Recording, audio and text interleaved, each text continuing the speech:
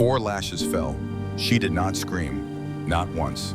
A pregnant woman tied to a church post We while have to be 60 careful. people They're watched her watching. bleed. I know, Then but we boots can't turn crossed back the now. square. Then you A move quickly. stranger in a brown Agreed. leather vest untied the rope, lifted her without a word, and walked her out of town. Nobody followed. Nobody stopped him. And what happened next broke that town wide open. She walked into the church like a woman walking into her own forge. Spine straight, shoulders back. 5 months of child pressing against her ribs, and she did not hunch, did not wrap a shawl around her middle, did not lower her eyes the way Dry Creek had spent the last 5 weeks trying to teach her. Lenora Whitmore pushed open the double doors of the chapel, and 60 heads turned at once. Every soul in Dry Creek who could sit upright and pretend to be righteous was packed into those pews, and the collective silence that fell when she appeared in that doorway was louder than any sermon Reverend Ezra Marsh had ever delivered. She had a piece of paper in her hand. Behind her, 1 pace back, stood a tall man in a brown leather vest over a blue work shirt, dust on his boots. No weapon visible, no expression on his face, just those gray eyes still as creek water in November, watching the room the way a man watches a fuse he knows is already burning. Lenora lifted the paper. The light from the tall windows caught the wax of a county seal, and it glowed like a small sun in her fingers. "You whipped me," she said, and her voice did not shake, because of a lie. But to understand how a woman carrying a dead man's grandchild and a living man's silence walked into that church and cracked it open like an egg, we need to go back 5 weeks. Back to the rope, back to the blood, back to the moment a stranger in a brown leather vest crossed a square that no one else had the courage to cross. This is the story of a woman who was beaten in front of the people who raised her, abandoned, by the man who promised to love her, and threatened with the loss of everything her father built with his own hands. She had 5 weeks before the most powerful family in Dry Creek took it all. And the only person standing between her and ruin was a cowboy who barely spoke, who owed a dead man a debt he could never fully repay, and who wore his silence the way other men wore armor. If you want to hear how one woman's refusal to break shook an entire town to its foundation, stay with me until the very end. The leather hit wet. That was the sound Lenora would remember for the rest of her life.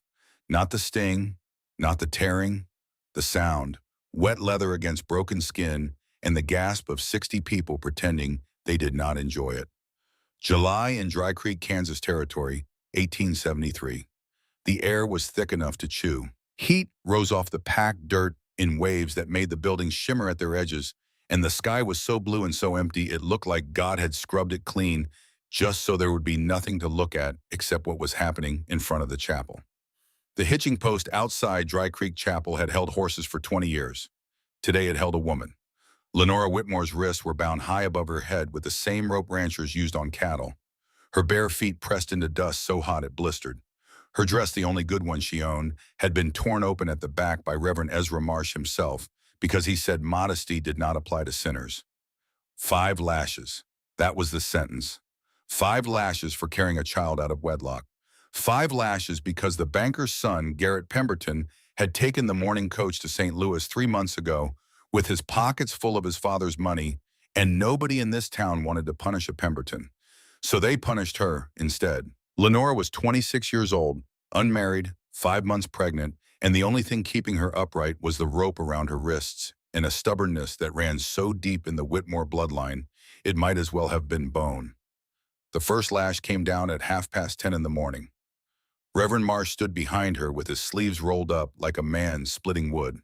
He was tall, lean, with a voice that could fill any room, and eyes that burned with the particular fire of a man who had confused his own hunger for power with the will of the Almighty. He brought the whip down with the full weight of his arm, and the crack echoed off the stone walls of the chapel like a gunshot. Lenora's body jerked. Her fingers went white around the rope, but she did not scream. The second lash drew blood.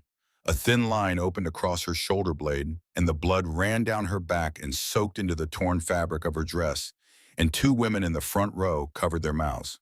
Not from horror, from the effort of keeping quiet. The third lash was the one that made the crowd shift, a deeper cut crossing the first 2, and the sound it made when it landed was something that would live in the nightmares of every person standing in that square, whether they admitted it or not. A child buried her face in her mother's skirt. A man on the porch of the general store looked away and then looked back because he could not help himself. Lenora bit down so hard on her own tongue she tasted iron. Her knees buckled on the fourth lash, and she caught herself, dragged herself back upright by her own wrists, because she would not give them the satisfaction. Not one of them. Not Reverend Marsh standing behind her with sweat on his brow and scripture on his lips. Not Victoria Pemberton, the banker's wife, watching from under her parasol in the second row with a face like carved soap. A woman who had known for months that her son was climbing through Lenora's window every Saturday night.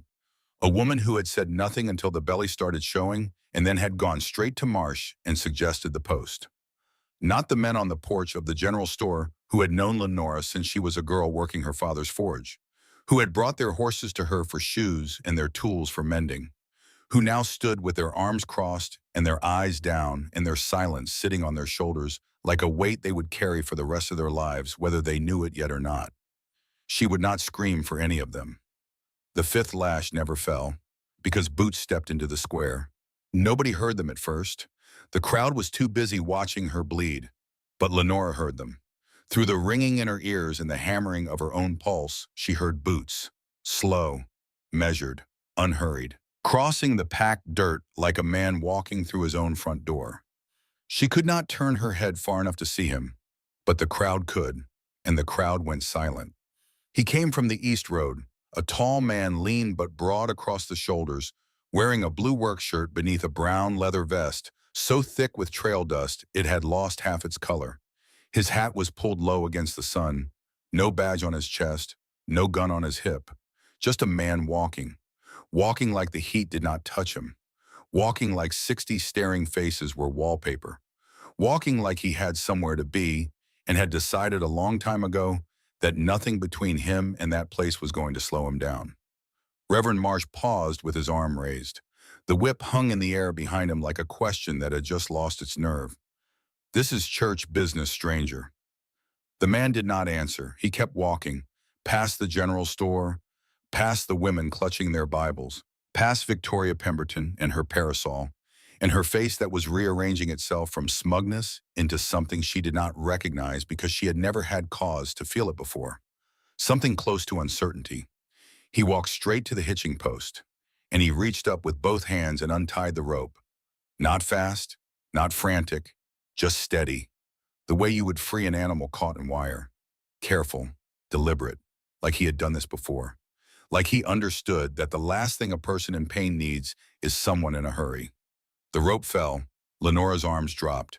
Her knees gave out and she would have hit the ground, but he caught her, one arm under her shoulders, the other bracing her weight. And he held her upright without pulling her close, without pressing against the wounds on her back, without doing anything but keeping her standing. He smelled like horse sweat and wood smoke and long miles. She looked up at his face, hard jaw, sun-darkened skin, a thin white scar across his throat that she would not ask about for days, and eyes the color of creek water in November, gray, clear, and completely still. He looked down at her. He did not say a word.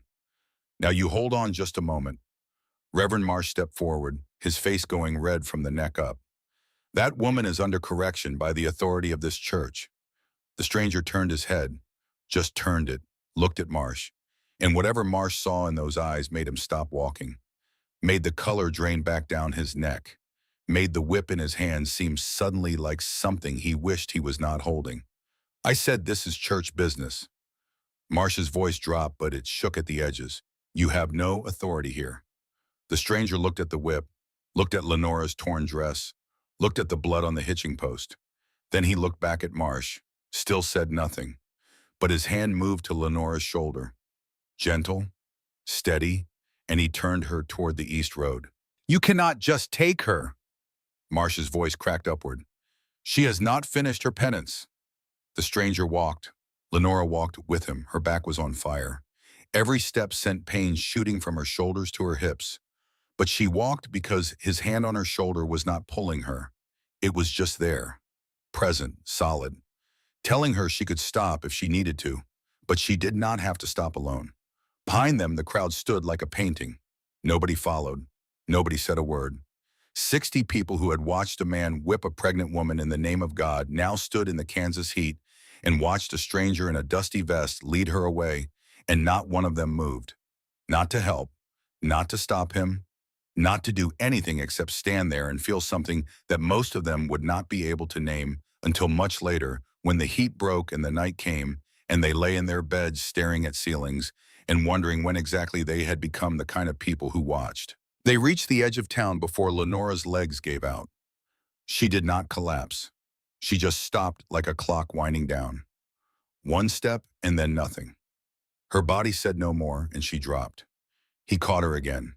He lifted her the way you lift something precious and breakable, and he carried her off the main road down a wagon path overgrown with thistle and buffalo grass to a cabin set back in a stand of cottonwoods.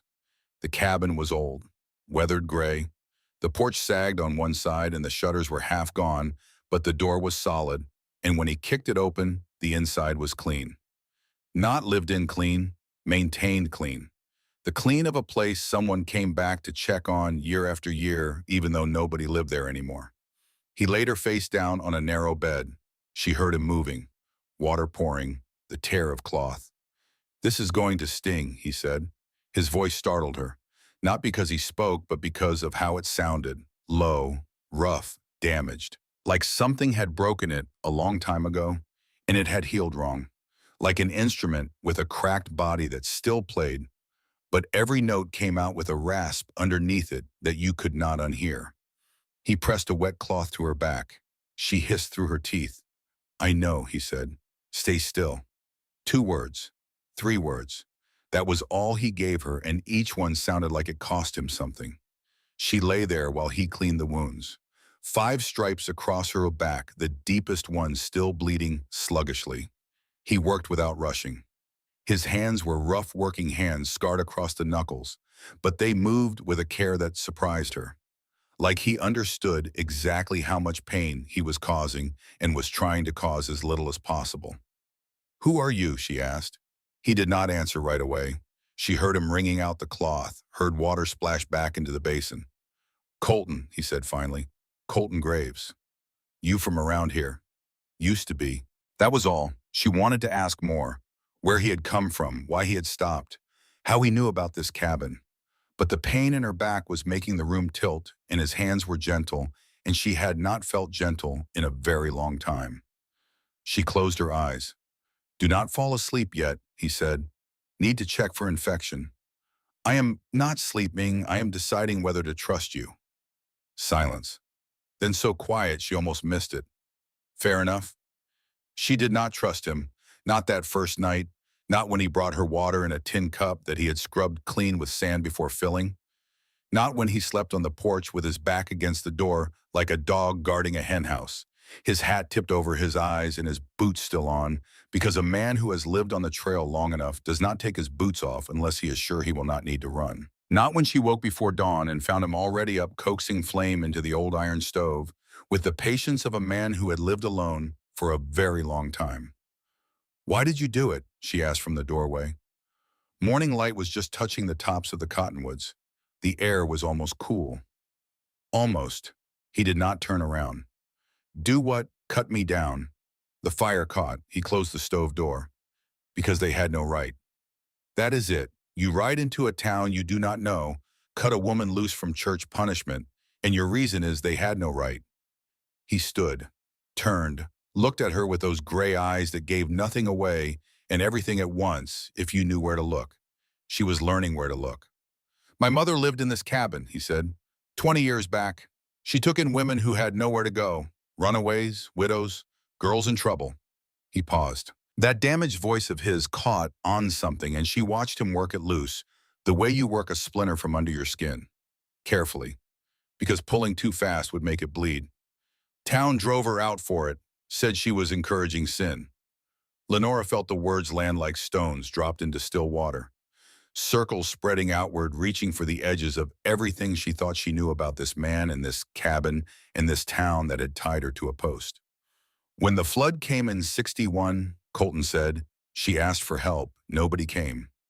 "She died," Lenora said. "It was not a question. She died." "And your father?" Colton looked at her sharply. a flicker in those still eyes. Not surprise, more like the careful rearrangement of a man who had not expected to be read that quickly. "What about your father?" Lenore asked. "You knew him.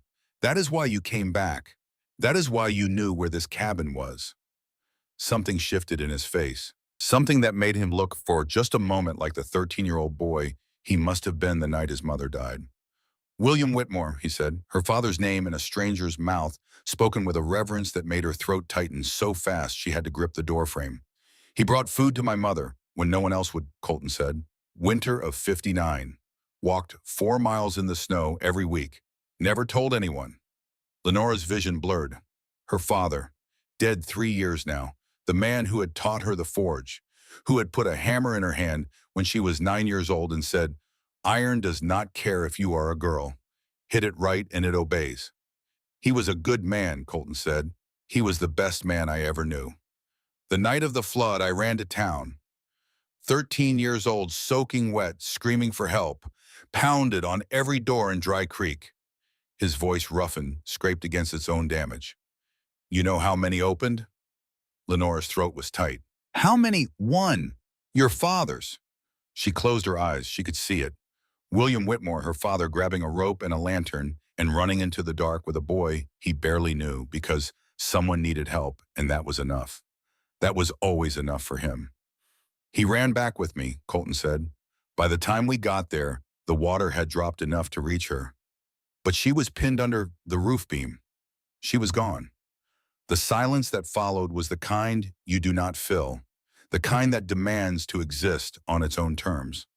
Lenora could hear the stove ticking as the iron heated, could hear a bird outside, something small and stubborn, singing in the cottonwoods like it had not noticed the world was made of grief. "My father never told me," Lenora said. "Your father never told anyone. That was the kind of man he was. Did not do good things so people would know about it. Did them because they needed doing."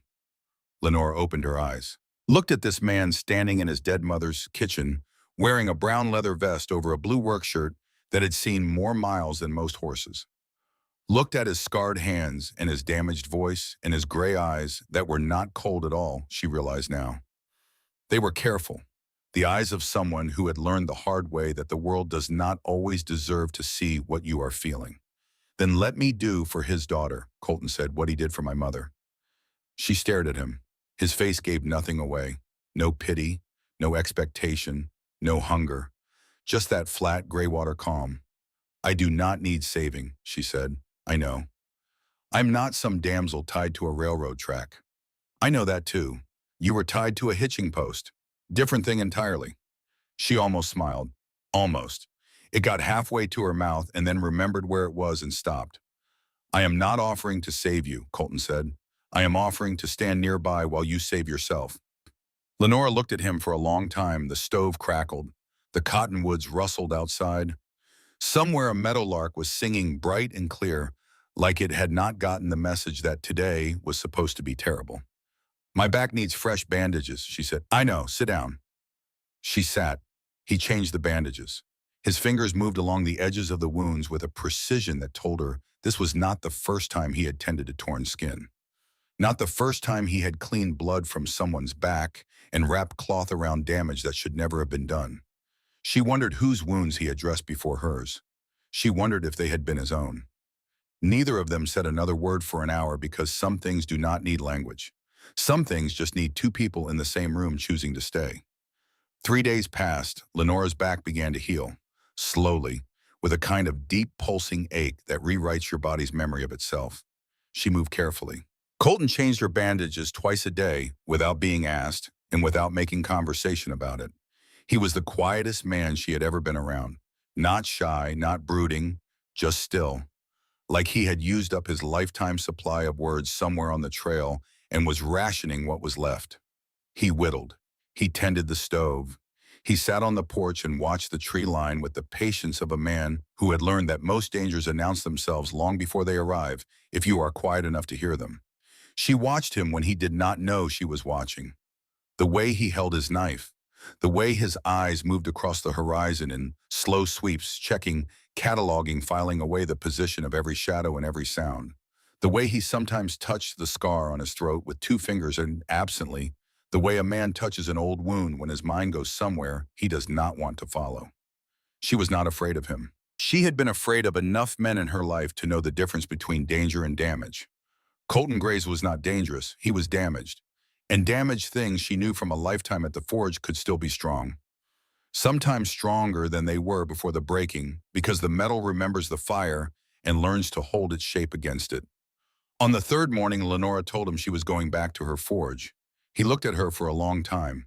That blue work shirt catching the early light, that vest hanging open, those eyes measuring her the way a man measures a load before he lifts it, not to judge but to know. They will not welcome you, he said. They never did. I just did not notice until they tied me to a post. He almost smiled. She caught the edge of it before it disappeared, a crack of warmth in that weathered face gone so fast she might have imagined it. I will walk with you, he said. You do not have to. I know. And far across town in the parlor of the finest house in Dry Creek, Victoria Pemberton sat at her writing desk. The pen in her hand was steady. The paper in front of her was addressed to St. Louis. She wrote 3 lines. Precise. Controlled. The handwriting of a woman who had spent her entire life making sure every letter, every word, every appearance was exactly as it should be. She is still here. She will not leave. Come home. I will handle the rest. Victoria sealed the envelope, pressed the wax with the Pemberton crest, and set it on the silver tray by the door where the morning post was collected every day at 7 sharp. Then she walked to the window and looked down the street toward the old Whitmore forge. The doors were closed. The chimney was cold, but not for long. She could feel it the way you feel a storm building behind the mountains. That woman was coming back. And when she did, Victoria Pemberton would be ready. She had always been ready. That was what separated the Pembertons from everyone else in this town. They did not wait for problems to solve themselves. They solved them, quietly, permanently. And with the full weight of every dollar, every deed, and every debt this town owed to the name above the bank door. Lenora Whitmore had no idea what was coming, but she would learn. They all learned eventually. That was the thing about small towns. You could survive almost anything except the patience of a woman who owned the bank. Victoria closed the curtain and went to breakfast. They walked into town together just after sunrise. The air was already thick with heat. Cicadas screamed in the cottonwoods like a warning no one had asked for. The main street of Dry Creek stretched out ahead of them, mostly empty. A few horses stood at the water trough outside, the livery tails switching at flies. Olin Dawson was sweeping the porch of the general store the way he had swept it every morning for 30 years, slow and methodical. Like if he just kept the dust moving, he could keep everything else from settling too. Olin saw them coming and stopped sweeping. Lenora did not look at him. She walked straight past the general store, past the hotel, past the bank, with the Pemberton name carved into the stone above the door, and she walked to the forge at the end of the street. Her father's forge. Hers now. The building was small. Stone walls, tin roof, wide doors that opened onto the street. The sign above the door still read, Whitmore Ironworks, in her father's hand-painted letters, each one slightly uneven, because William Whitmore had been a man who could bend iron into anything he wanted, but had never quite mastered a paintbrush. She pushed the doors open. Everything was where she had left it. The anvil black and solid as a church altar. The tongs hanging in their rack. The quenching barrel half full of water that had gone warm and still. The coal bin, her leather apron hanging on the nail by the door right where she had put it the morning they came for her. Lenora took the apron off the nail, put it on, tied it behind her back, feeling the pull of the fabric across her belly where the child was growing. 5 months now. The apron still fit, but only just. She lit the forge fire. It took time. The coals had gone cold, and the tinder was dry and the wrong way brittle instead of ready, and she had to coax the flame the way you coax a frightened animal. Gentle, patient, knowing that if you push too hard, you lose it. The fire caught. The bellows wheezed. The coals began to glow, first dull red, then brighter, then the deep orange that meant the forge was alive again. She picked up her hammer. She brought it down on the anvil, and the sound that rang out across Dry Creek was not a sound you could ignore. It was clear and sharp and rhythmic, and it said the same thing with every strike. I am still here.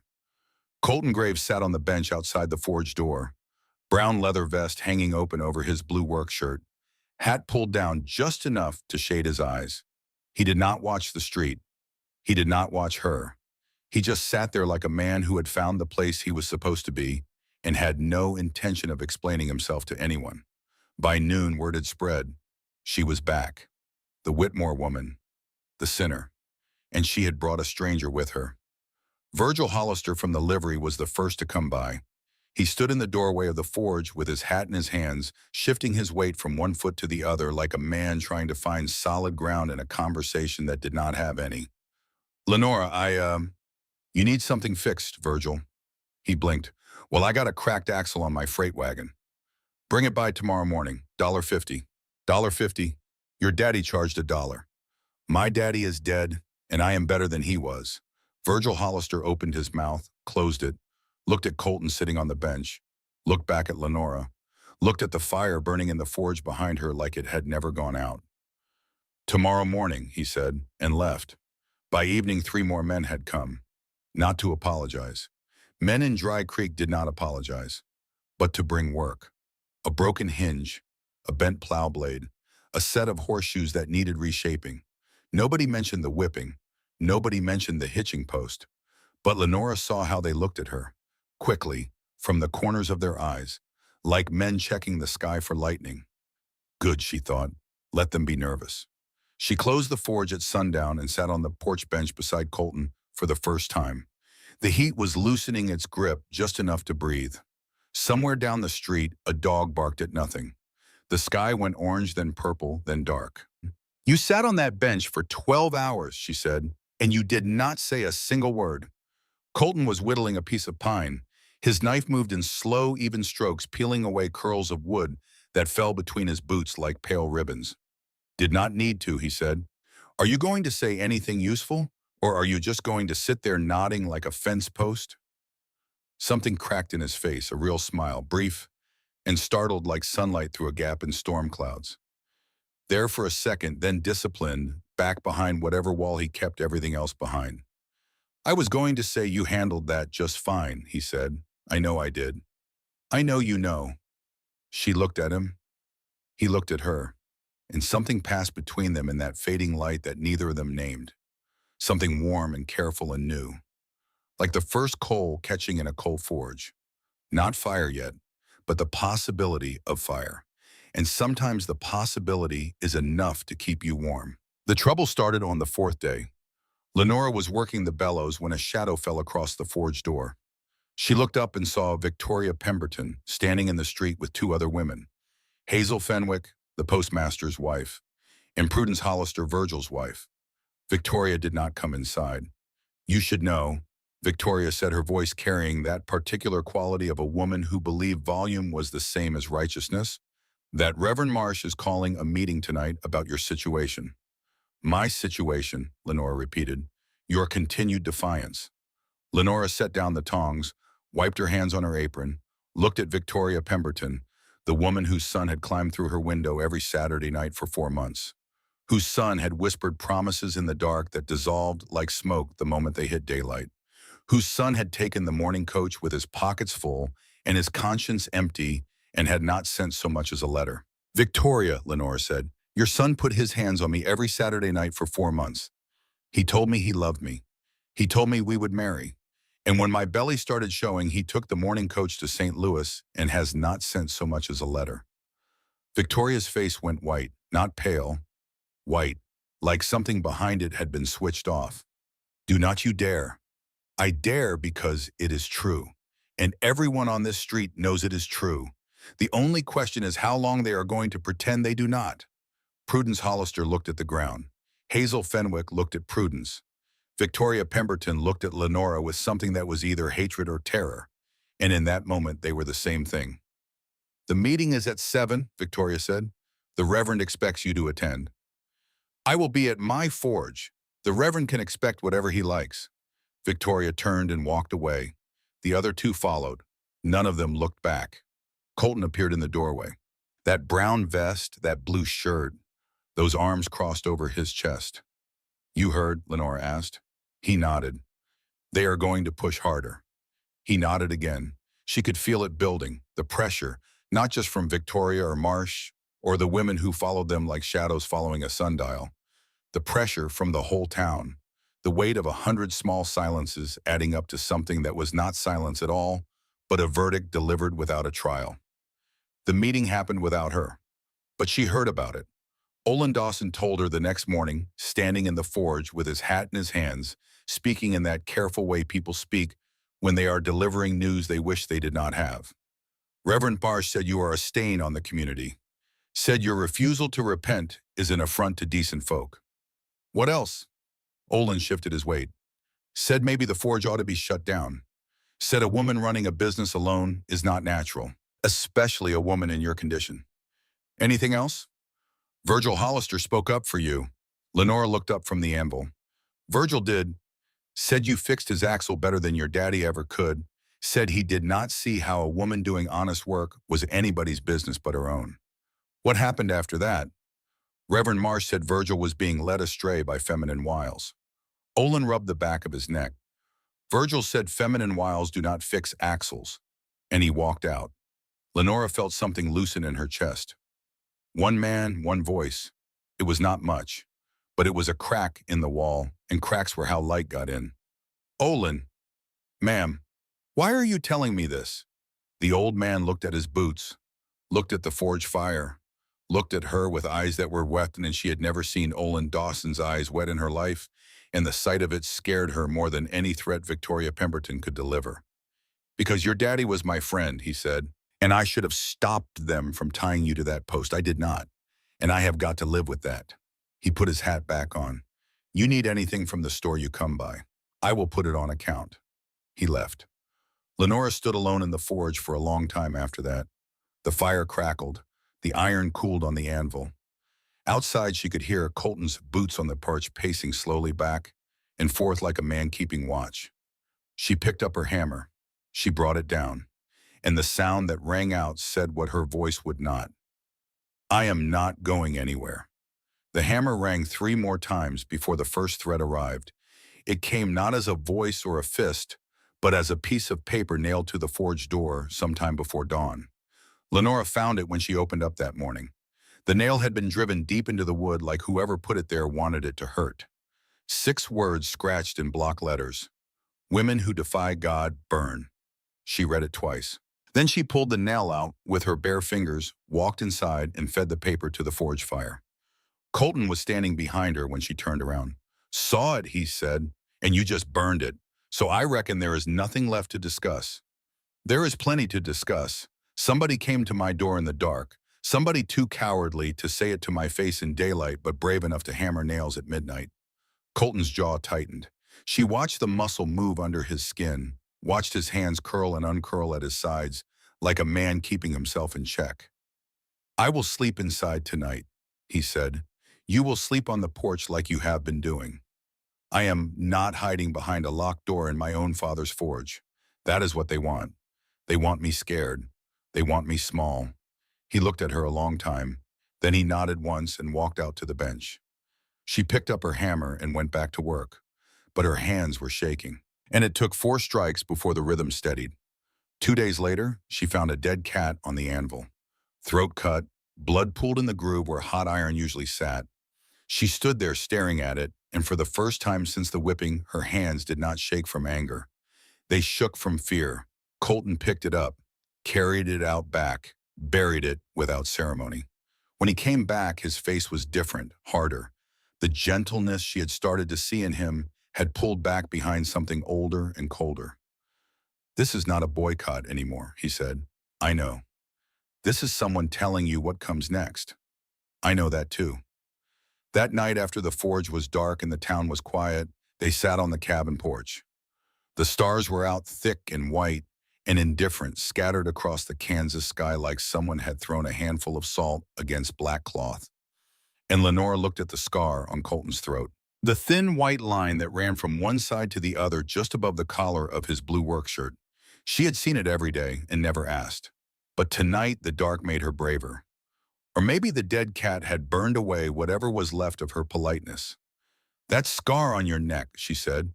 You did not get that from barbed wire. Colton's whittling knife stopped, just for a second. Then it started again slower. No, he said, I did not. Tell me. He was quiet for a long time. The kind of quiet that is not empty but full of the sound of a man deciding how much of himself to give away. After Mama died, he said, I drifted. 14, 15, worked cattle drives, slept in barns. By 17, I was in a town called Seward, down near the territory line. Came in on a tired horse looking for work. His knife peeled a long curl of wood. It fell between his boots and caught the starlight. A man named Pruitt had a horse go missing that same morning. I was a stranger with no name and no people. That was enough. Lenora felt the cold begin in her chest and spread outward. They did not bother with a trial, Colton said. Pruitt had friends. The sheriff owed him money. They took me to a cottonwood behind the livery at sundown and put a rope around my neck. His voice was steady, that damaged rasp carrying the words like a river carrying stones, slow and heavy and impossible to stop. Threw the rope over a branch. 3 men hauled me up. I remember the sky going dark. I remember my feet kicking at nothing. I remember thinking my mother was waiting and I was about to find her. Colton. The rope was old, wet from the rain the night before. It snapped. I hit the ground and I could not breathe, could not speak, could not make any sound at all. They thought I was dead, left me in the dirt behind the livery, and went to dinner. His hand came up and touched the scar, just briefly. The way you touch something you have long since stopped being afraid of, but have never stopped feeling. I crawled into a creek bed, lay there 2 days before a cattle driver found me and brought me to a doctor in Abilene. Doctor said the rope crushed something in my throat, said I would never talk right again. He looked at her, those gray eyes steady and deep in the dark. That is why I do not talk much, not because I have nothing to say, because every word costs me something. So I make sure the ones I spend are worth it. Lenora understood then, not just the scar, not just the voice. She understood why he had walked into that square and untied a rope from a hitching post without saying a word. Because he knew what rope felt like, knew what it meant to hang from something while people watched, knew that the silence of a crowd is the loudest kind of cruelty there is. When I saw you at that post, Colton said quietly, and you were not screaming, I knew. I knew exactly what you were doing. You were refusing to give them the only thing they wanted, the sound of you breaking. Yes, she whispered. That is when I decided. Decided what? That you were the one I was supposed to stand next to. The silence after that was not empty. It was alive, warm humming with something that did not have a name yet, but was beginning to take shape in the space between them. Like iron heating in the forge. You cannot see the change at first. The metal looks the same, but if you hold your hand close, you can feel it. The warmth building, the structure shifting, the moment approaching when what was rigid becomes something you can shape. Then the stagecoach came.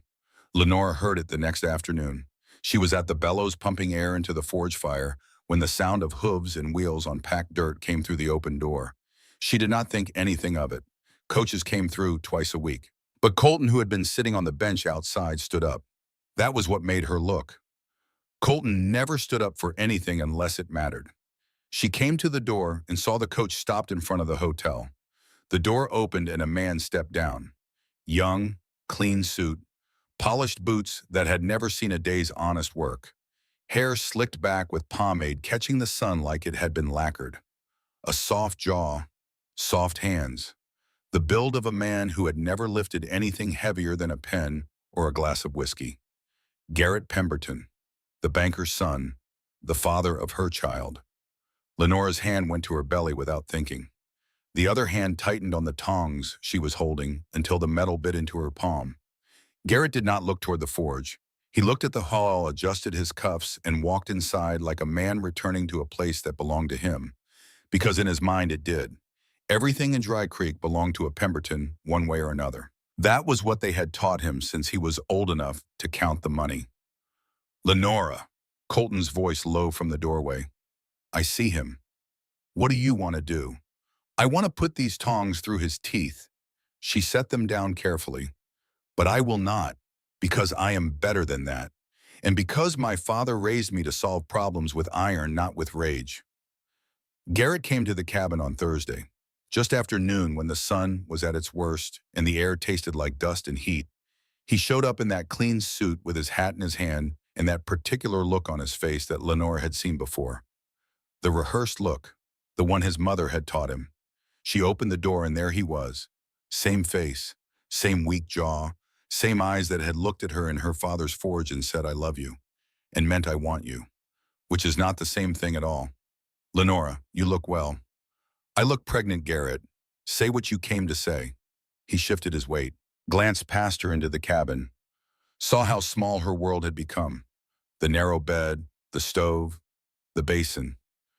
"Mother told me what happened," he said, "the correction, the whipping. Your mother watched while a man beat me with a leather strap because I am carrying your child. You can say the word. I did not know they would do that. You did not care enough to stay and find out." "I panicked, Lenora. I am not proud of it, but you ran. You took the morning coach with your pockets full of your father's money and you ran to St. Louis, where nobody knows your name. And you left me to stand in front of this town alone. I know, and I am sorry." She tasted the word like something spoiled. "What are you here for, Garrett? What do you actually want?" He straightened up, put his hat back on. And in that gesture, that small, practiced, confident gesture, she saw it. The rehearsal, the script, the deal his mother had written for him. "I want to do right by you," he said. "I want to marry you." "No, what? No, I will not marry you." "Lenora, be reasonable. You are alone. You are pregnant. The town? The town whipped me. Your family watched. You ran. And now you show up in a clean suit offering to make an honest woman out of me like I am a ledger that needs balancing. I am offering you a life. You are offering me a cage with curtains." His face changed. The practiced softness fell away, and underneath it was something harder. Something that looked very much like his mother. "You do not have a choice," he said quietly. "You think you do, but you do not. My family owns the bank. The bank holds the note on the forged property, on every piece of land within 10 miles of this town."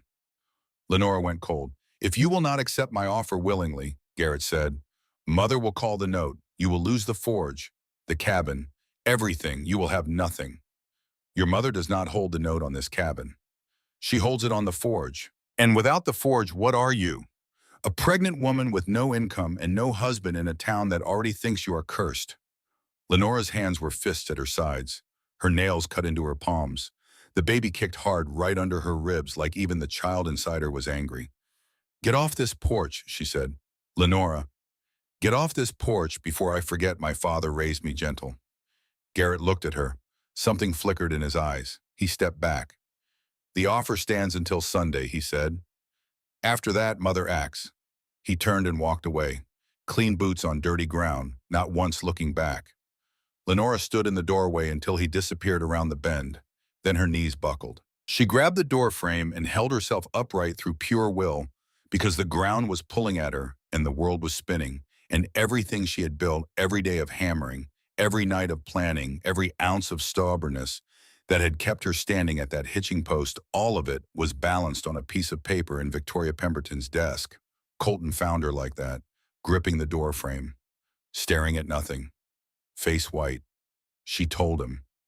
Every word, the proposal, the threat, the note on the forge. Colton listened without moving.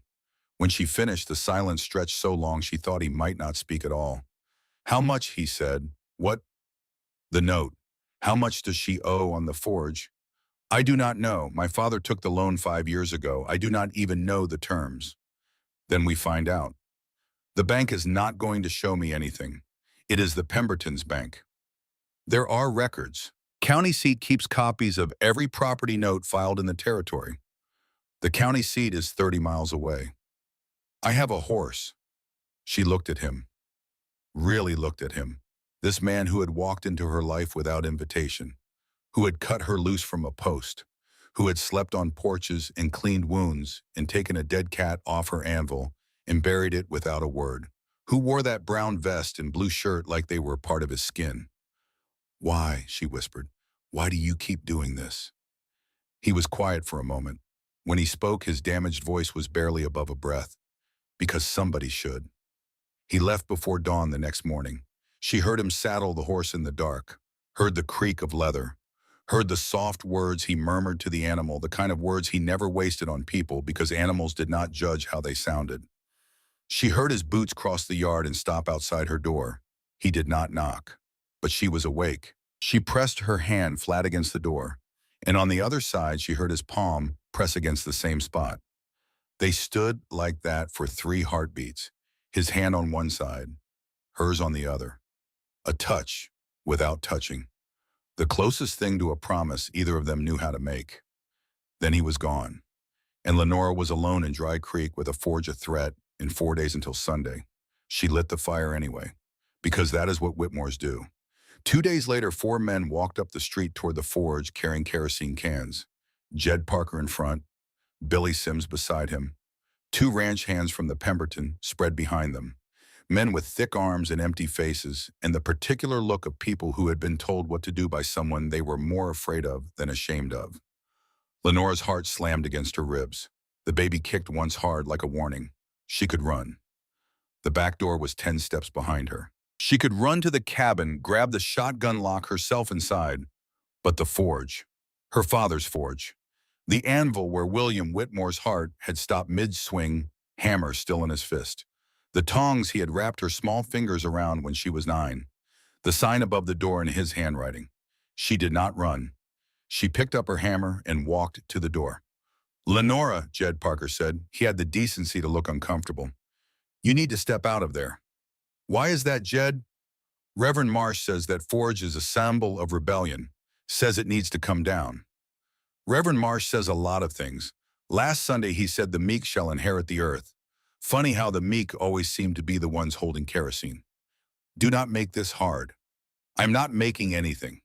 You 4 are the ones walking up my street with cans in your hands. You want to explain to me how burning down a woman's livelihood is God's work. Go on." "I am listening." Jed looked at Billy. Billy looked at the ranch hands. The ranch hands looked at their boots. "You came to my forge 3 weeks ago with a broken chain, Jed. I fixed it in an hour. Charged you fair. You shook my hand and called me by name. Now you are here to burn me out. What changed? It ain't about. It is always about fear. Every whipping, every boycott, every rock through my window. It is fear dressed up as righteousness. You are scared of me, Jed. All of you, you are scared because I did not scream at that post. You are scared because I came back to work. You are scared because a woman who will not break is the most dangerous thing a town like this can face." Silence. The heat pressed down. Sweat ran down Jed's face. The kerosene cans glinted in the sun. Then a voice came from behind them. Not loud, not angry, just clear. "She is right, Jed." Everyone turned. Virgil Hollister stood in the middle of the street. Behind him, Olin Dawson. Behind Olin, Old Man Coulter. And behind Coulter, a weathered, sunburned rancher Lenora did not recognize. Virgil walked forward until he stood between Lenora and the 4 men. He was not armed. His hands were empty, but he stood like a man who had made a decision and was not interested in being talked out of it. "It became my business when you picked up kerosene to burn a woman's forge," Virgil said. "She is 5 months pregnant. Jed, you want to stand before God and explain that Reverend Marsh says, Reverend Marsh has not fixed a wheel or shot a horse or done a single useful thing since he came to this town. All he does is talk. And all you are doing right now is following talk with fire. And that makes you worse than him, because at least he does not pretend to be your friend first." Jed's grip on the kerosene can loosened. Billy Sims took a half step back. The rancher Lenora did not know tipped his hat to her. "Name is Dawes, ma'am. I believe you made my branding irons." "I did. Best irons I have ever used. Be ashamed to lose the forge that made them." 4 men with kerosene, 4 men without. The street between them hot and still, and full of the kind of silence that decides things. Jed Parker set his can down. "Damn it," he said. "I know she ain't done nothing wrong. Marsh gets in your head, you know. Twists things around until you cannot tell which way is right. The way that doesn't involve burning a pregnant woman's livelihood," Virgil said. "That is the way that is right." They left, all 4 of them, walking back down the street with their shoulders low and their hands empty, leaving 4 kerosene cans sitting in the dust. like tombstones for something that almost happened but did not. Lenora's legs were shaking. She leaned against the door frame and pressed her hand to her chest. "Thank you," she said. Her voice cracked on it. "All of you." Virgil turned to her. "Do not thank me. Thank that stubborn cowboy of yours. He rode to my place before he left town and asked me to watch out for you. Said if I had any decency left in me, I would use it. He said that those exact words as, more or less, man does not use many of them, so the ones he picks tend to stick." After they were gone, Lenora stood alone in the doorway of the forge, her hand on her belly, her back straight, her eyes burning with something that was not tears. It was something harder than tears, something with edges. She looked down the street toward the east road where Colton had ridden out before dawn 2 days ago. 30 miles to the county seat, 30 miles back. On a horse he had pushed hard to get here in the first place. And somewhere on that road right now, a man in a brown leather vest over a blue work shirt was riding through dust and heat in rattlesnake country for a piece of paper that might already be worthless. For her. Not because she had asked him to, not because she had earned it, but because somebody should. That was what he had said. Because somebody should. And because he was the somebody who showed up. Lenora closed her eyes. The baby moved inside her. A slow roll like a boat turning in calm water. She put both hands on her belly and held them there. "Your mama is not going anywhere," she whispered. "And neither is he." She opened her eyes, picked up her hammer, and went back to work. That evening in the chapel at the end of Main Street, Victoria Pemberton sat in the front pew with her hands folded in her lap. Reverend Ezra Marsh stood at the pulpit, but he was not preaching. He was listening. And what he was hearing was making the color drain from his face, one shade at a time. "The note is our leverage," Victoria said. Her voice was calm, controlled. The voice of a woman who had spent 40 years managing a bank, a family, and a town, and had never once raised her pitch to accomplish any of it. Without the forge, she has nothing. No income, no standing, no reason to stay. "And if she calls the bluff?" Marsh asked. His hands were on the Bible in front of him, but they were not steady. Victoria looked at him the way she might look at a horse that had stumbled on flat ground. "She will not call the bluff. She is a 26-year-old girl with a dead father and a belly full of another woman's grandchild. She does not have the resources to verify anything." "The stranger," Marsh said. "Graves, he concerns me. A drifter in a dusty vest, he will move on. They always do. He does not strike me as a man who moves on." Victoria's eyes narrowed, just slightly, the way a crack appears in ice before the whole surface gives way. "Then we will ensure he has reason to. Sunday is the deadline. Garrett has delivered the terms. If she refuses, I call the note Monday morning. The forge is seized, she is out, and this town goes back to the way it was." Marsh looked at his Bible, looked at Victoria, looked at the cross on the wall behind him, hanging there in the quiet of the empty church, and for just a moment, something moved across his face that might have been doubt, might have been the first faint stirring of a conscience that had been sleeping for a very long time. Then it was gone, and he nodded. "Sunday," he said. Victoria Pemberton stood, smoothed her dress, walked to the chapel door without looking back. Her heels clicked on the wooden floor with the precision of a clock counting down. And 30 miles east, on a road that cut through open prairie like a scar through skin, Colton Graves leaned over his horse's neck and rode. The county seat was still 10 miles ahead. The sun was going down. And somewhere behind him, a woman he had known for less than a month was standing in a forge with a hammer in her hand and a target on her back, and the only thing between her and ruin was whatever he could find in a clerk's filing cabinet before Sunday morning. He pushed the horse harder. The dust rose behind him like a banner, and the brown leather vest flapped against his ribs with every stride, keeping time with the heartbeat of a man who had stopped believing the world owed him anything a long time ago, but who had decided somewhere on the road between a dead mother's cabin and a living woman's forge that he was going to pay the debt anyway. Every mile of it, every word it cost him, every silence he had saved for exactly this. Lenora did not sleep. She sat in the cabin with her father's shotgun across her knees, the one he had kept above the forge door for rattlesnakes, the one she had not fired in 3 years. She did not know if it would even work, but the weight of it in her hands was something. And something was better than nothing when you are a pregnant woman alone in a town that has already shown you exactly what it thinks you deserve. Every sound was a threat. The creak of the cottonwoods bending against wind that was not there. The rustle of buffalo grass along the wagon path. A coyote howling somewhere west of town, thin and lonely and wild, the sound of an animal that had learned to live with being hated and had decided to sing about it anyway. Saturday night, the last night before Sunday, the last night before Victoria Pemberton's deadline, the last night before everything her father had built either stood or fell, and Lenora sat in the dark with a gun she might not be able to fire and a child pressing against her ribs and thought about the things that mattered. She thought about Colton. She thought about his hands on her wounds that first night, the way he had said fair enough when she told him she had not decided whether to trust him, the way he had pressed his palm against the door before he left, matching hers on the other side. A touch without touching. A promise made in silence by a man whose voice had been stolen and who had learned to say the things that mattered without making a sound. She thought about his mother, Hannah Graves, cutting timber alone at 22 with a baby on her hip, building walls, laying stone, taking in women that nobody wanted because somebody had to, and she had decided that somebody was her.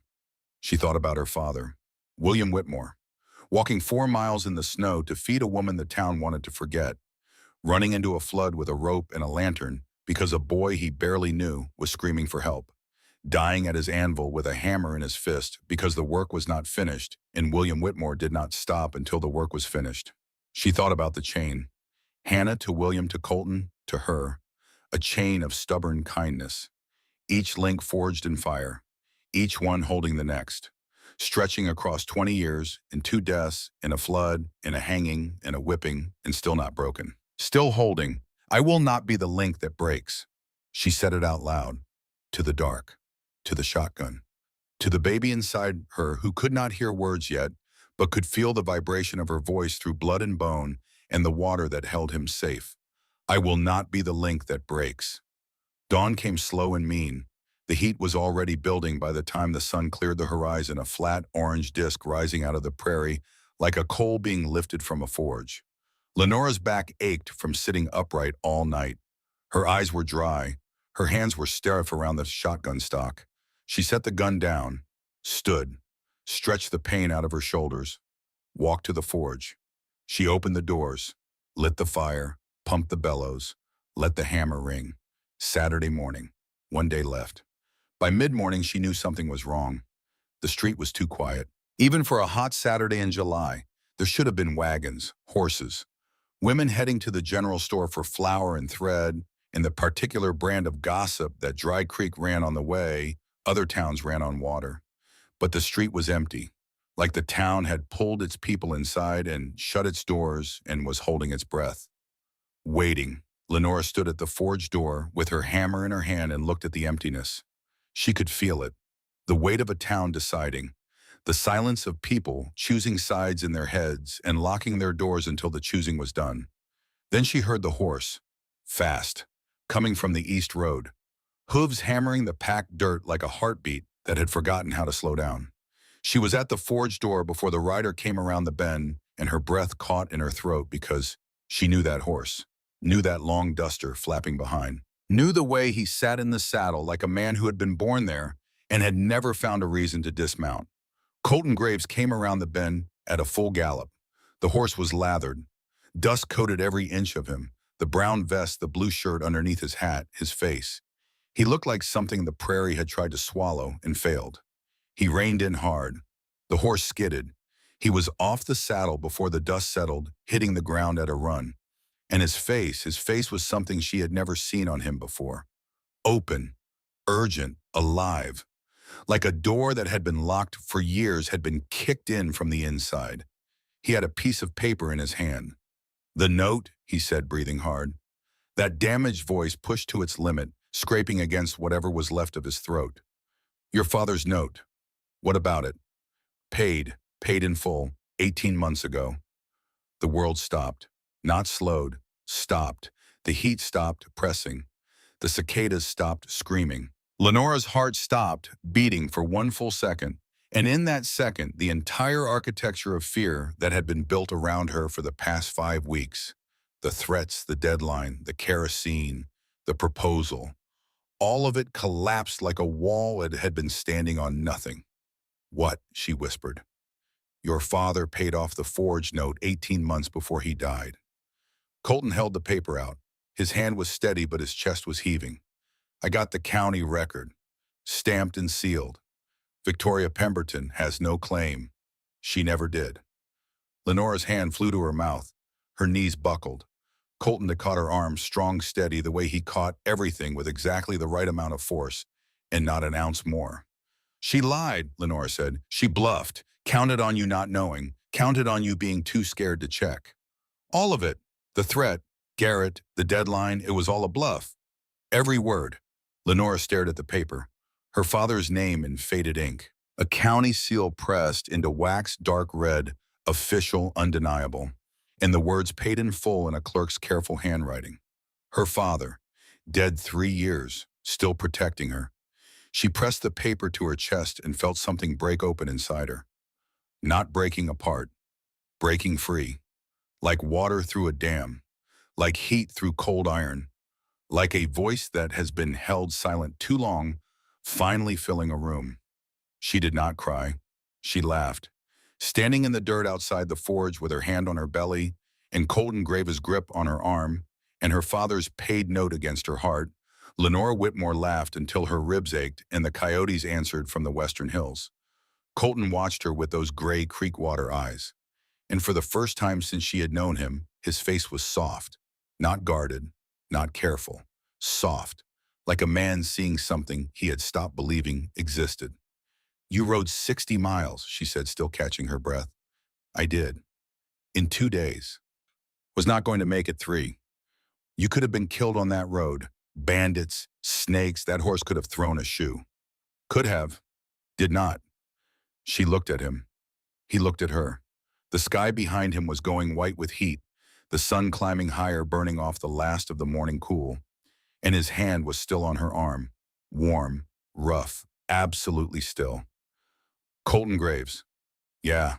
Tomorrow morning I am walking into that church and showing this to every person in this town. I know you are. You coming with me?" He did not answer with words. He just stood there beside her the way he had been standing since the day he cut her loose. Brown vest, blue shirt, gray eyes. And that was enough. It had always been enough. She walked into that church like a woman walking into her own forge. Sunday morning, the pews were full. Every soul in Dry Creek who could sit upright and pretend to be righteous was packed inside that chapel, and they all turned when the door opened and Lenora Whitmore stepped through it with Colton Graves 1 pace behind her. She was wearing her work dress, the only clean one she had left. It pulled tight across her belly. 5 months, almost 6 now. And she did not try to hide it, did not wrap a shawl around her middle, did not hunch her shoulders or lower her eyes. She stood in that doorway and let every single one of them see exactly what she was. A pregnant woman, unmarried, unbroken, and holding a piece of paper that was about to change everything. Reverend Marsh was mid-sentence when she entered. Something about the wages of sin. His voice cut off like someone had grabbed his throat. "Good morning, Reverend," Lenora said. "I hope you do not mind. I have something to share with your congregation." "This is a house of worship. You have no right to—" "I have every right. I was born in this town, baptized in this church. My father built the hinges on that door you are standing next to. I would say I have earned 5 minutes." Marsh looked at Colton. Colton looked back. Did not move. Did not need to. Lenora walked up the center aisle. She could feel their eyes. Victoria Pemberton in the second row face like a closed fist. Prudence Hollister beside Virgil, her hands twisting in her lap. Olin Dawson in the back, already half standing, like he was ready to catch her if she fell. Jed Parker near the window, unable to look at her directly. And Garrett Pemberton sitting beside his mother in the same clean suit he had worn when he told her she had no choice. Lenora stopped at the front of the church, turned to face them all. "5 weeks ago," she said, "I was tied to the post outside this building and whipped.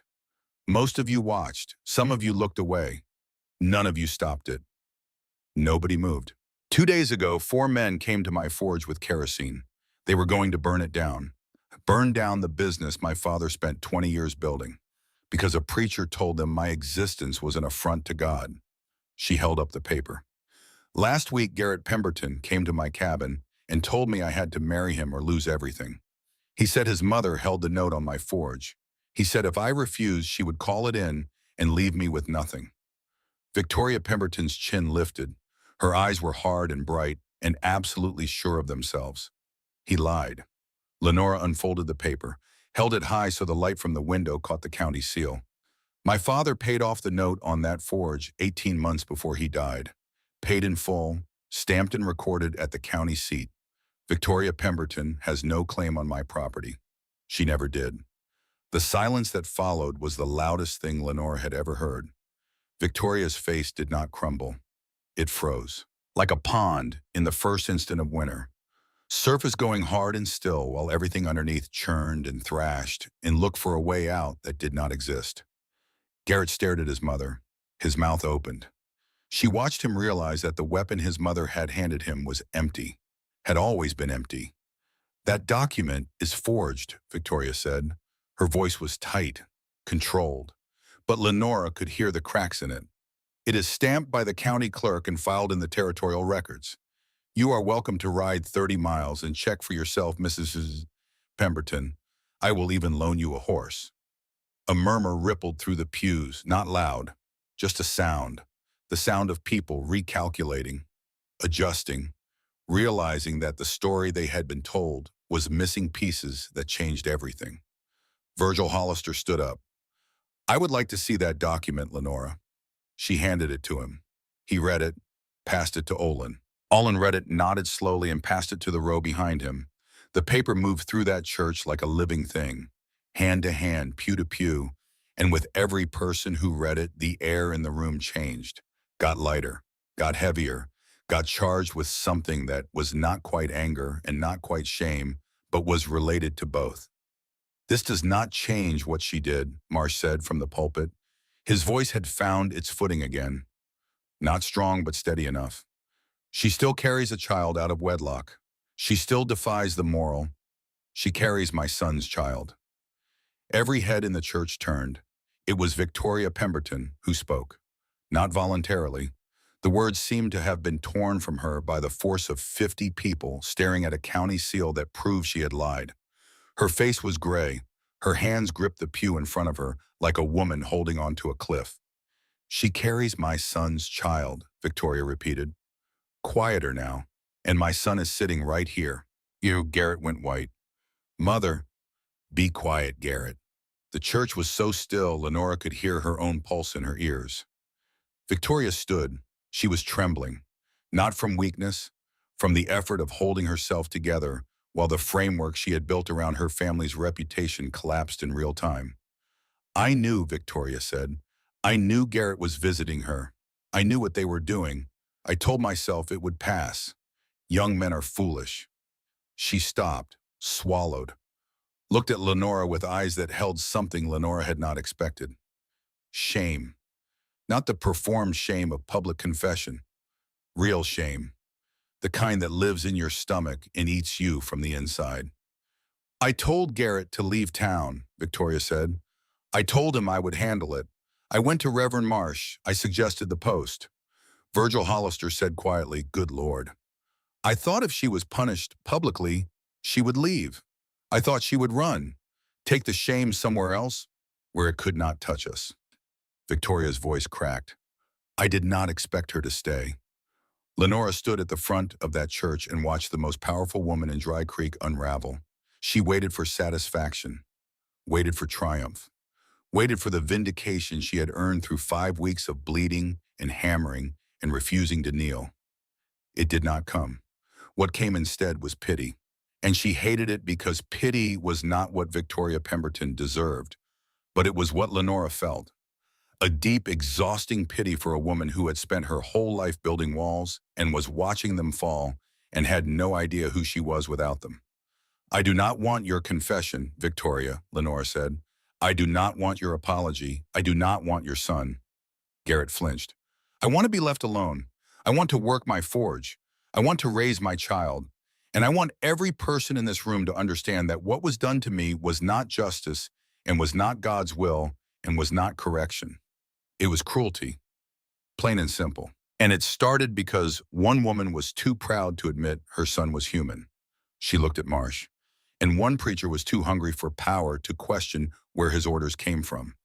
Marsh's hands shook on the Bible. His eyes darted from Victoria to the congregation and back, searching for ground that was not crumbling under his feet. You used God as a whip, Lenora said. You wrapped cruelty in scripture and called it righteousness. And these people followed you because they were scared. And scared people do terrible things when someone tells them it is holy. She turned back to the congregation.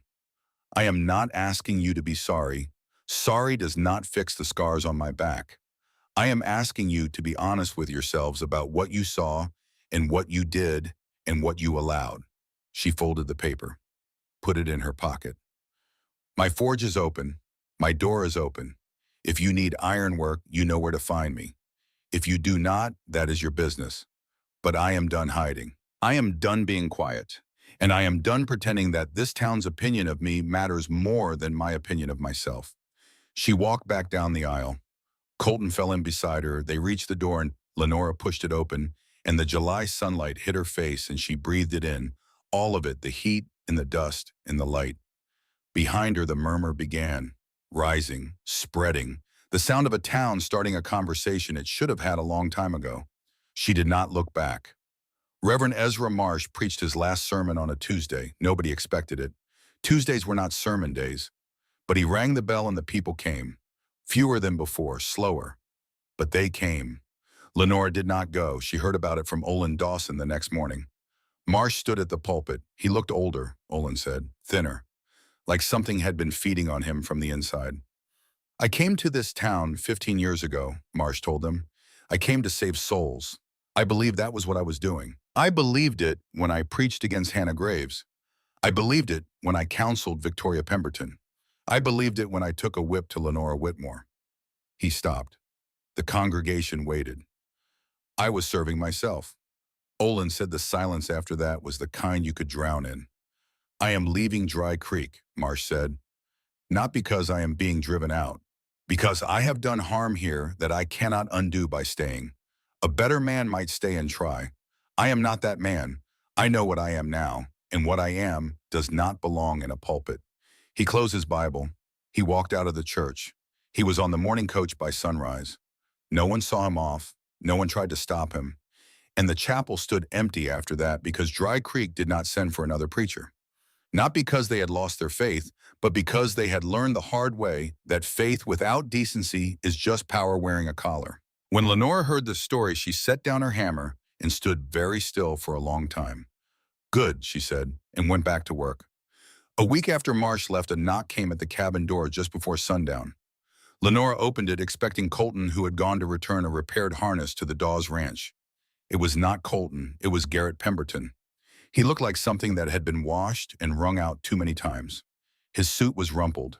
His eyes were circled dark. He held his hat in his hands, turning it around and around by the brim, the way a man does when he has run out of things to hide behind. Before you shut the door, he said quickly, please, 1 minute. You have got 30 seconds. I told my mother I am not going back to St. Louis. I told her I am not going to pretend anymore.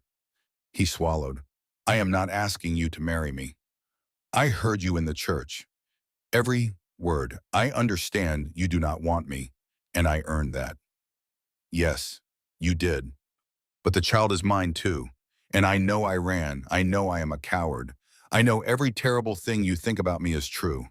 But I want to do something, not for you, for the baby.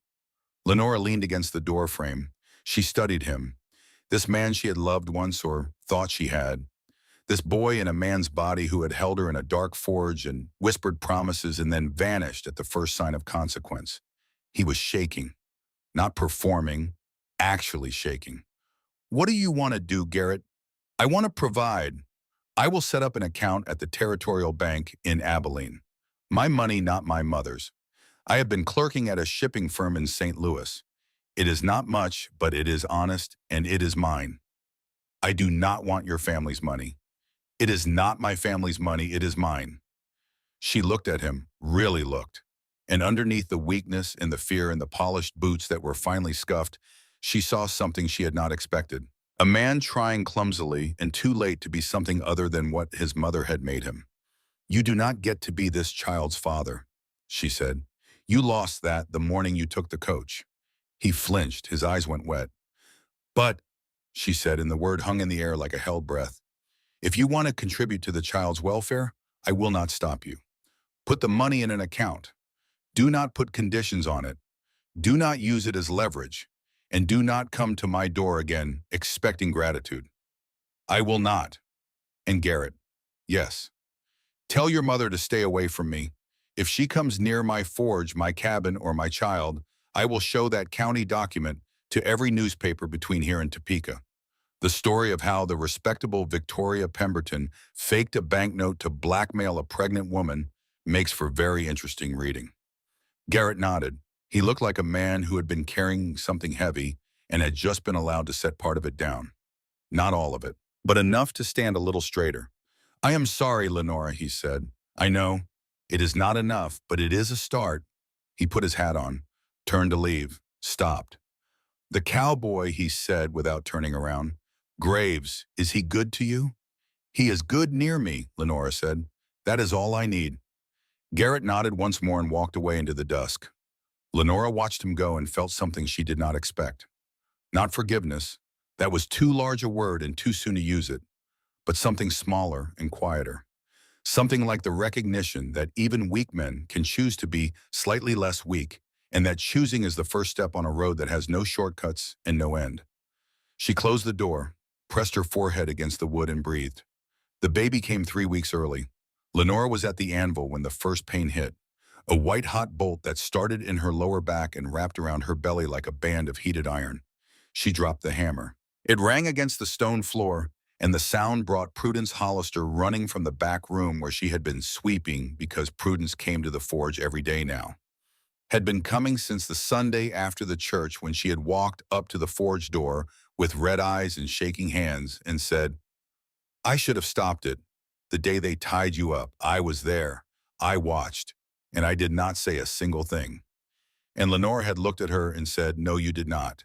And Prudence had said, "I am not asking you to forgive me, but I am asking if you need help." And Lenore had said, "Come in. I will show you the bellows." Now Prudence caught Lenore as her knees buckled, got her across the yard to the cabin, sent Hazel Fenwick's boy running to find Colton at the Dawes Ranch 12 miles out, sent Hazel to the general store for clean cloth and hot water. Lenora lay on the narrow bed, the same bed Colton had laid her on the night he cut her free. She gripped the iron rail of the headboard and she breathed. "I am not ready," she said through her teeth. "It is too early." "Babies do not ask permission," Prudence said. She was rolling up her sleeves and her hands were shaking, but her voice was steady. "I have had 4 children, Lenora. I know what I am doing. You need to trust me." "I trust you." "Good. Now stop talking and push when I tell you to push." The labor was hard, harder than anything Lenora had ever done, and she had spent her life bending iron. The contractions came in waves, relentless, merciless, each one stronger than the last. Between them, she lay gasping and soaked with sweat and gripping the headboard until her knuckles cracked. An hour passed. 2. Something was wrong. Lenora could feel it. The baby was not turning, was not moving right, was stuck somewhere between her body and the world. "Prudence, something is wrong." Prudence's face was calm, too calm. The kind of calm that meant she was holding back something terrible. "The baby is turned wrong," she said quietly. "Breech, feet first." "What does that mean?" "It means this is going to be harder than it should be, and it means I need you to do exactly what I say." Prudence put her hands on Lenora's shoulders. Her eyes were fierce and bright and absolutely present. The eyes of a woman who had spent weeks trying to make up for the moment she stayed silent and who was not going to stay silent now. Not when it mattered. Not when 2 lives depended on her voice being steady and her hands being sure. "You survived a whipping. You faced down men with kerosene. You stood in front of that church and told every soul in this town who you were. This baby is not going to beat you. Do you hear me? This baby is not going to beat you." Lenora nodded. Her eyes burned. "Push." She pushed. The pain was beyond anything she had language for. It was the hitching post in the forge fire, and every blow she had ever taken rolled into one endless moment. She screamed.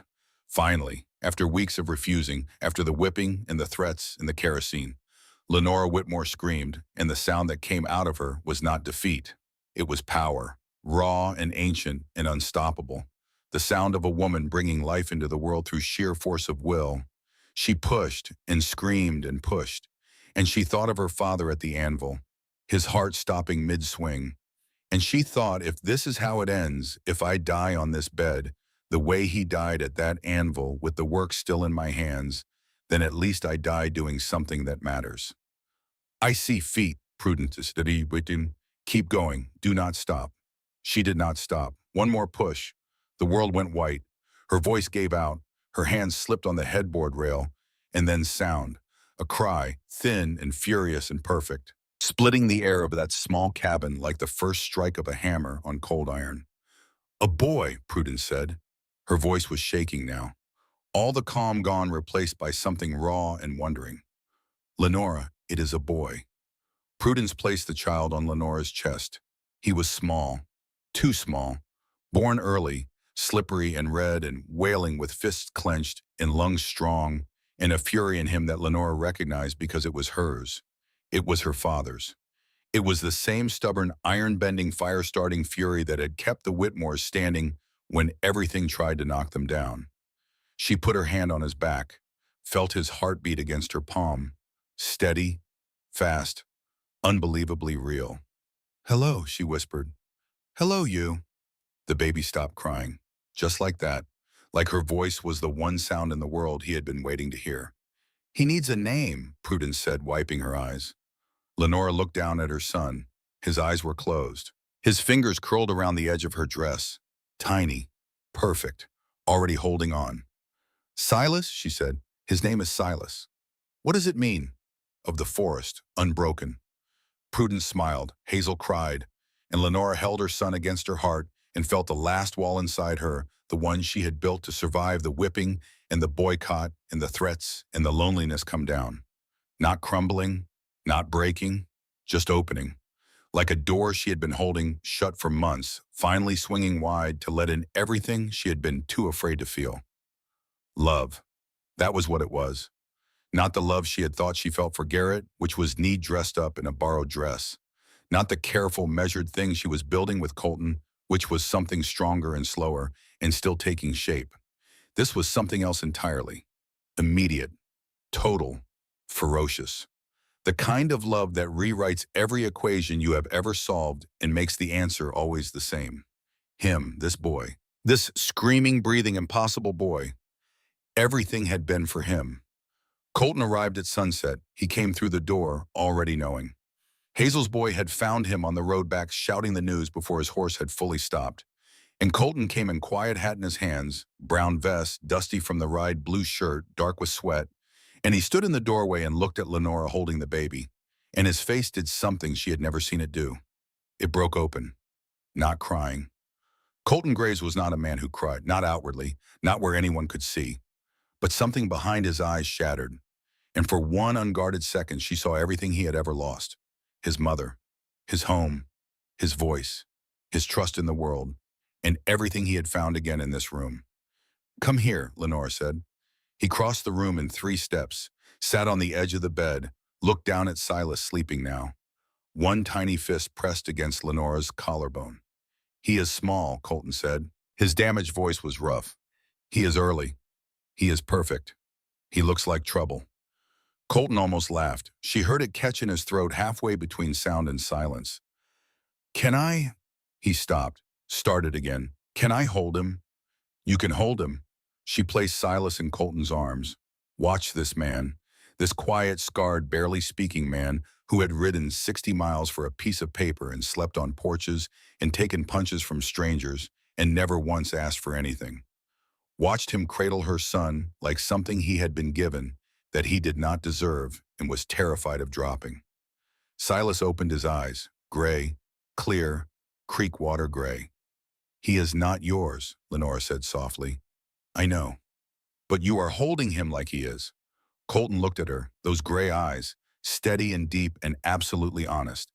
If you let me, he said, I would like to be the man who teaches him how to be good. Not his father. I know I am not that. But the man who is there. The one who shows up. Lenora's throat closed. She pressed her lips together hard because if she spoke, she would cry. And if she cried, she might not stop. My mother did not have that, Colton said quietly. I did not have that. Your father gave me a piece of it. One night in a flood. One act of kindness. And it was enough to make me into someone who could stand up when it mattered. He paused. I want to give this boy more than one night. If you will let me. Yes, Lenora whispered. Yes, I will let you. He held the baby until Silas fell asleep. Then he placed him back in Lenora's arms with the same careful precision. He did everything, measured, intentional, like every movement was a promise. He sat on the floor beside the bed with his back against the wall. He did not leave. She did not ask him to. 3 weeks after Silas was born, on an evening when the heat had finally broken and the first cool air of autumn came down from the hills like a mercy nobody had asked for, Lenora sat on the cabin porch beside Colton. Silas was asleep inside in the crib Colton had built. She had come home one evening and found it sitting in the cabin, handmade, sanded smooth with rails carved from cottonwood and joints fitted so tight you could not slide a hair between them. She had asked him when he learned to build furniture. He had said he did not learn. He just learned not to quit until it looked right. She had asked how many attempts. He had said she did not want to know. The stars were out. The coyotes were quiet for once. And the silence between them was not the silence of two people with nothing to say. It was the silence of two people with everything to say and no hurry to say it. Colton, yeah, I love you. His whittling knife stopped. She heard the small click of the blade folding shut. She heard him set it down on the bench beside him. She heard him breathe in and hold it. I know you are not expecting me to say it, she said. I know you have not asked for it. I know you would probably sit on this porch for another 10 years without asking.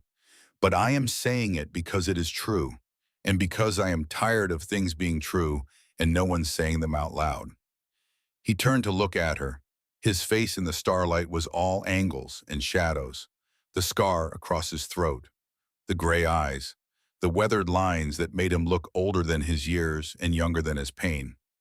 Lenora, he said, her name in his damaged voice, like something precious held in rough hands. You do not have to say it back. I know words cost you more than they cost most people. They do. He reached over and took her hand, held it the way he held everything, careful, steady, like he was learning the shape of something he wanted to keep. But some things are worth the canton. He turned her hand over, pressed his thumb against her palm, drew a circle there. Slow, deliberate, an unbroken ring. I love you, he said. 3 words, each one pulled up from somewhere deep, somewhere damaged, somewhere that had been silent for years. I loved you the morning I cut you down. I loved you when you picked up that hammer. I loved you when you walked into that church and told them all the truth. Colton, I loved you before I knew your name, because I saw you standing at that post and you were not screaming. And I thought, that is the woman my mother would have been proud of. That is the one I am supposed to stand next to. Her tears fell. She did not wipe them. Let them come. They had been waiting long enough. Marry me, he said. She lifted her head. What, marry me? Not because you need to, not because the town expects it, because I want to wake up every morning knowing you chose me. And I want Silas to grow up knowing what it looks like when two people choose each other on purpose. You are proposing to me on a porch in the dark. I do not have a ring. I'm a blacksmith, Colton. I will make my own ring. Is that a yes? She put her hand on his face. Rough jaw, warm skin, gray eyes watching her like she was the whole world narrowed down to one point.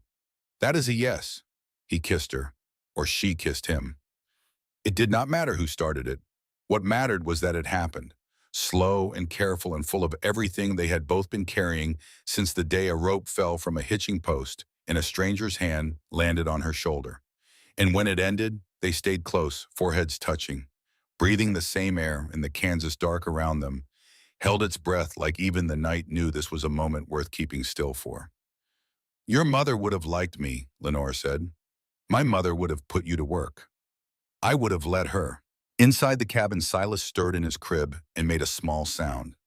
Not a cry, just a murmur. The sound of a baby dreaming about things that babies dream about, which is probably warmth and heartbeats and the voice of the woman who brought him into the world by screaming when she had spent her whole life refusing to. They listened to it together, two people on a porch in the dark, choosing to stay. 2 years later, the forge employed 11 women, widows, abandoned wives, young girls with nowhere to go. They came from as far as Wichita, following a story that traveled the territory like wind across grass. The story of a woman in Dry Creek who had been whipped at a church post and had built something that could not be burned down. Lenora did not call it an empire, she called it work. But the sign above the door had changed. It no longer read Whitmore Ironworks. It read Whitmore and Graves. Because Colton had earned his name beside hers the same way he earned everything. Quietly, steadily, by showing up every single day and doing what needed doing without being asked. Silas took his first steps in the forge, walked from the anvil to the quenching barrel on legs that wobbled like a new colt. And when he reached the barrel, he slapped it with both hands and laughed. Colton caught him before he fell. Lenora watched from the doorway, and she thought about her father, William Whitmore, who had walked 4 miles in the snow for a stranger who had died at his anvil with a hammer in his hand, who had paid off a banknote 18 months early because he wanted his daughter to be free. "Thank you, Daddy," she whispered. The hammer rang, the fire burned, the women worked. On a spring morning when the cottonwoods were blooming, Lenora forged one final piece. Not a tool, not a horseshoe, not a hinge.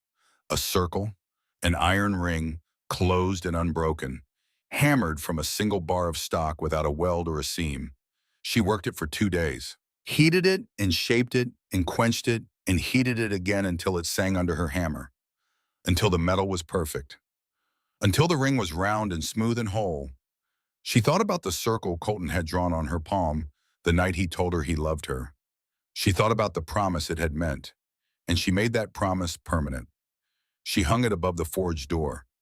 Colton watched her do it, Silas on his hip, the boy grabbing at his collar with both hands. "What does it mean?" Colton asked. Lenora stepped back and looked at it. The ring, black iron against weathered wood, catching the morning light. "It means pain does not get the last word," she said. "It means you can take everything from a woman. Her dignity, her skin, her peace, and she can still build something unbreakable.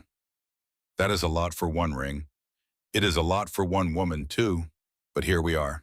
He smiled. That rare, full Colton Graves smile that she had seen maybe a dozen times in all the months she had known him. The one that started slow and took over his whole face and made his gray eyes warm. "Here we are," he said. Silas reached for the ring, could not reach it, reached again, laughed. Lenora took him from Colton's arms, held him up high so his small fingers could touch the iron. "Feel that," she said. "Your grandfather made the first fire in this forge. Your mama kept it burning. And someday, if you want to, and only if you want to, you will carry it forward." Silas grabbed the ring with both hands, held on tight. He did not let go. Years from then, people passing through Dry Creek would see that ring above the forge door and ask about it. The women inside would tell the story, each one a little different, each one true in its own way. About a woman who was whipped at a church post and did not scream. About a cowboy in a brown leather vest and a blue work shirt who untied the rope without a word. About a forge that almost burned and a town that almost broke. And a family that was built not from blood, but from stubbornness and iron and the simple radical act of showing up. The story always ended the same way. They tried to shame her, but she built something louder than shame. She built something that lasted. And the ring above the door, unbroken, unbent, forged in fire, proved it.